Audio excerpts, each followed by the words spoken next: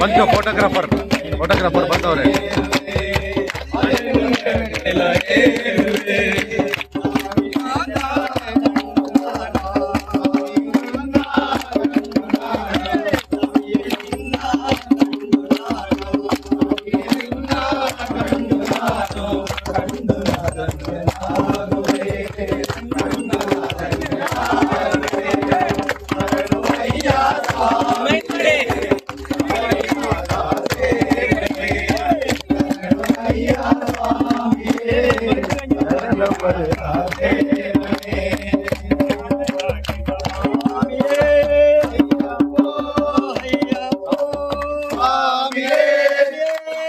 ಶರಣಮಯ್ಯಪ್ಪ